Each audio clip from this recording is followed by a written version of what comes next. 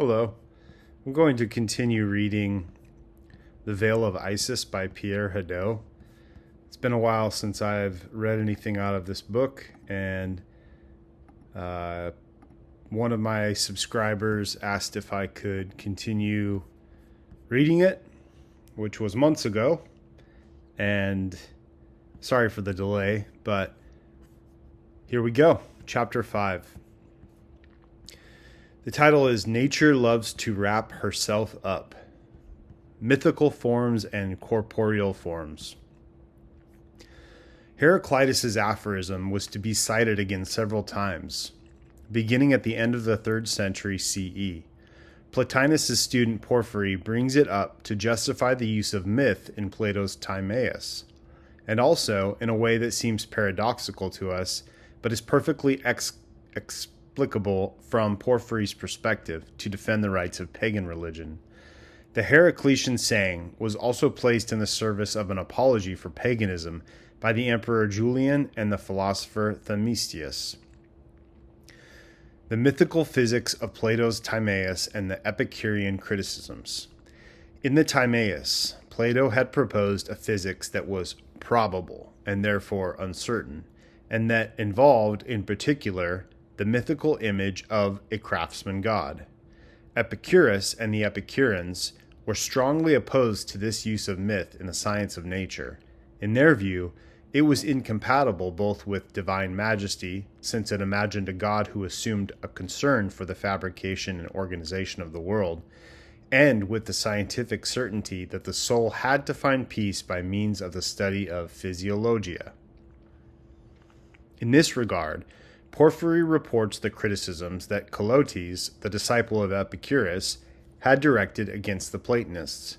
He reproached Plato for not having hesitated to present expositions pertaining to physical science in the form of mythical stories.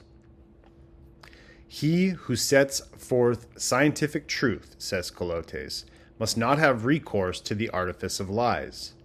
Did Plato himself criticize the poet's mythical inventions, those fables that provoke the fear of death? And yet is not the myth of which ends the dialogue and narrates the soul's pilgrimages after death, liable to provoke the same kind of terrors? And if it is claimed that myths are imagistic modes of expression adapted for simple people while providing sages with matter for thought, it will be answered that the common man does not understand them, and sages do not need them. Myths are therefore dangerous and useless. Here we recognize the critique of the use of myths in philosophy which had been inaugurated by Epicurus, and which was just as opposed to Plato's Timaeus as it was to the Stoics' allegorical explanations, and in general to the idea that the allegorical exegesis of traditional or invented myths can contribute to physical science. Nature, because she is an inferior reality, loves to wrap herself up. Porphyry's answer to the objections posed by Colotes is extremely interesting. It reveals how Platonists justified the mythical physics of the Timaeus in the name of a specific idea they had of nature. In the first place, Plato never confused philosophy with mythical thought. According to the Platonists, Porphyry affirms, on the one hand, philosophy does not accept all myths, and on the other, not all philosophy accepts myths. In other words, Porphyry proposes two divisions, one of myths and the other of philosophy, in order to show that only one part of philosophy, theological physics, which I discussed in the preceding chapter, admits of a mythical exposition, and only one category of myths, fabulous narrations, is compatible with this part of philosophy. Philosophy does not accept just any kind of myth or fable, where it is understood that myth or fable always represents false discourse. There are false discourses that were invented merely for the pleasure of the ear, such as comedies or novels, and there are false discourses that may have a certain edifying usefulness. Obviously, philosophy will reject this first kind of fable. Among myths of the second category, we can distinguish between fables properly so called, such as those of Aesop, and fabulous stories. Fables properly so called do not merely assume an imaginary and mendacious form, but also the story itself is a tissue of lies. They too are therefore excluded from the domain of philosophy. By contrast, fabulous narrations tell something true under the veil of fiction. These are, for instance, the stories Hesiod and Orpheus tell us about the genealogies and actions of the gods, but also the rites of the mysteries, or what are referred to as the Pythagorean symbols. Thus, here Porphyry links together theogonies, religious ceremonies, and the Pythagorean symbols, which in Greek are called akousmata. These akousmata were archaic taboos that had become incomprehensible, such as don't step over a balance, don't eat the heart, don't sit on a bushel. They had long been the object of allegorical interpretations, which the Neoplatonists adopted as their own. In general, if Porphyry affirms that the entire body of myths he gathers together under the appellation of fabulous narrations tells the truth beneath the veil of fiction, it is precisely because they are all susceptible of an allegorical interpretation that is able to discern a truth hidden within myth. Once again, however, we must make a distinction. Some myths tell of indecent things, such as the mutilation of Uranos by Kronos, or the adulteries of Zeus, while others, by contrast, utilize decent fictions. Philosophy can accept only myths in the latter category. In addition, these myths that philosophy can accept are used not by all of philosophy, but only by the lower part of theology, which deals with the gods that have some relation to nature. For Porphyry, higher theology refers to the good, the intellect, and the soul that has remained in the intelligible world, whereas lower theology relates to the soul of the world and to nature.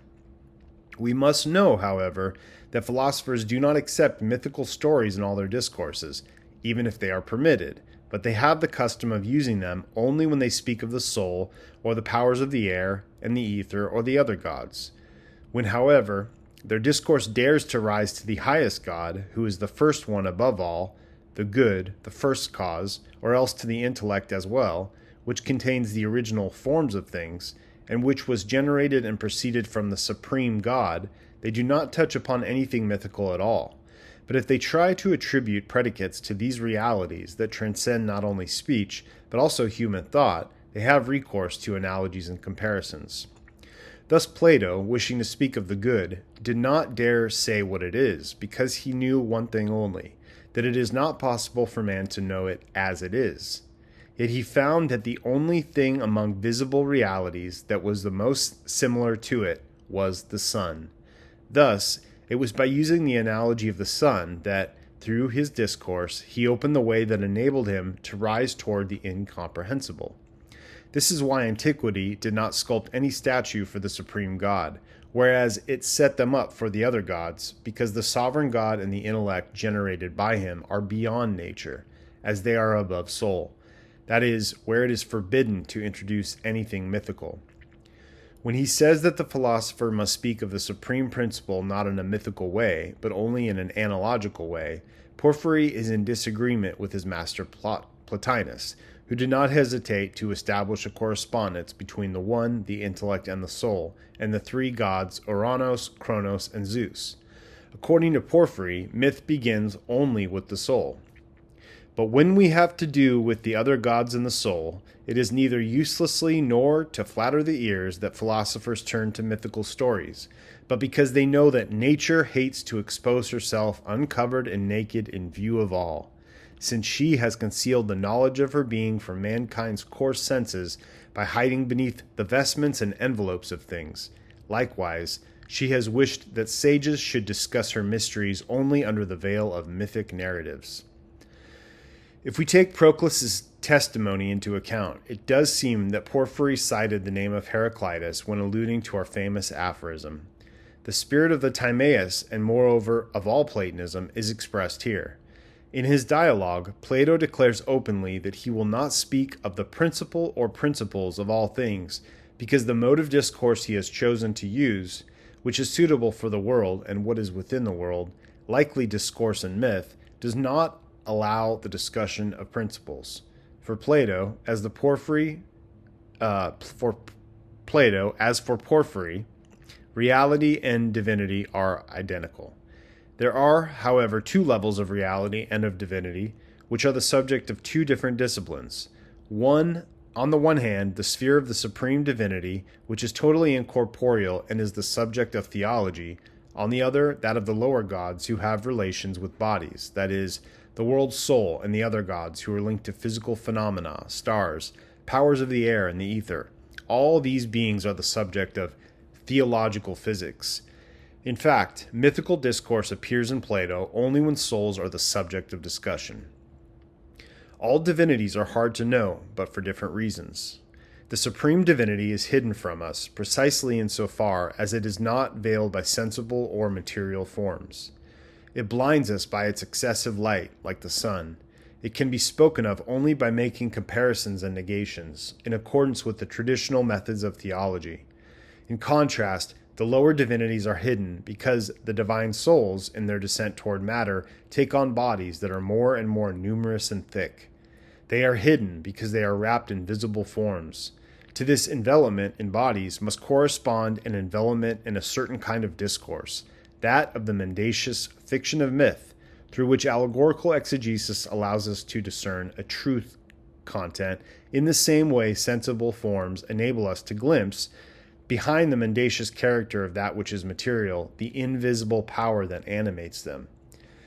Heraclitus's aphorism thus changes its meaning completely, compared to the interpretation of it that Philo gave. Nature loves to hide then meant that reality which is incorporeal and ultimately divine, hidden in the letter of Scripture, escapes our knowledge because of its power and its transcendence, yet the veil that covers it can be removed by means of allegorical exegesis.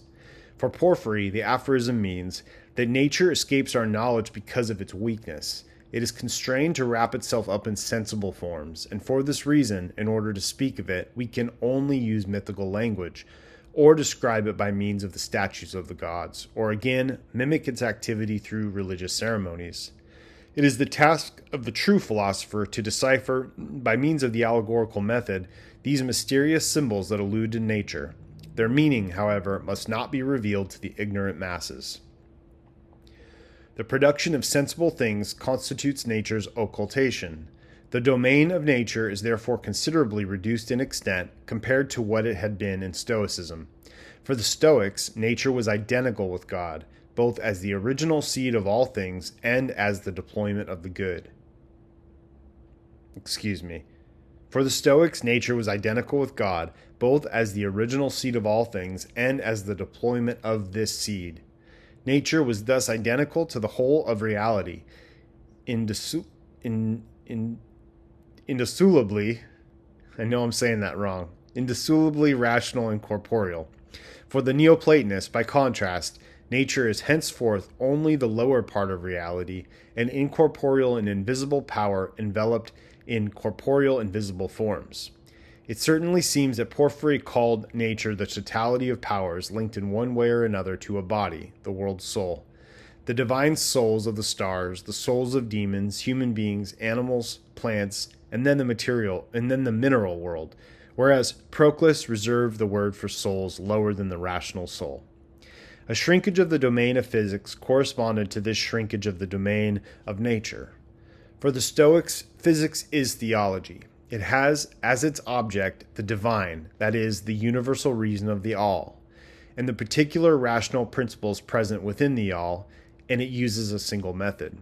For Porphyry, there is a radical difference between the scope of higher theology, the domain of the ideas or substances separated from bodies, and physical theology, the domain of the forces that animate bodies. This physical theology, however, can be said to be resolutely animist in the proper sense of the term, since here the causes that bring about natural phenomena are the souls of gods, demons, animals, or plants. This is why we must not confuse the Stoics' allegorical method with that of Porphyry. The Stoics' method consists in demythologizing what they called mythical theology, or the fabulous narrations concerning the gods.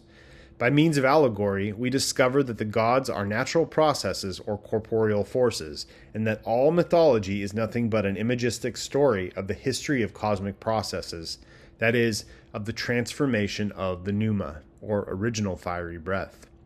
By contrast, Porphyry reproached the Stoic philosopher Chaeremonn for interpreting myths as referring entirely to physical realities and never to incorporeal and living essences. Behind material reality, we discover the incorporeal force or divine incarnate in a given reality, be it an element or a star. For the Stoics, physical phenomena unfold in a way that is rigorously determined. We cannot change anything about it, but merely consent to it. If, however, with Porphyry, we glimpse souls and occult forces behind sensible phenomena, we may be tempted to conjure them and influence them by means of magic. Let me add that for Porphyry, nature wraps herself in corporeal forms. This is precisely what makes her visible to sensible eyes and invisible to the eyes of the soul, and that, in addition, the mythical images that allow us to speak of her also seem to manifest her, while in fact they hide her true essence. It is only by allegorical exegesis, which reveals myths' hidden meanings, that nature's incorporeal essence can be discovered. Porphyry thought he could justify Plato's Timaeus by showing that nature must be discussed only in a mythical way. In fact, however, he conceives of myth differently from Plato. For the latter, the Timaeus myth is the poetic invention of a philosopher who imitates the creation of the divine artisan. For Porphyry, myth is a traditional narrative that tells the story of the gods, and in which we can discover allusions to the divine, invisible, and incorporeal forces that animate nature. As I shall have occasion to repeat, this supposed apology of Plato is in fact a song of praise for the genius of paganism.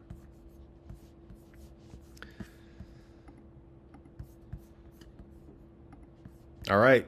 Thanks for watching. See you next time.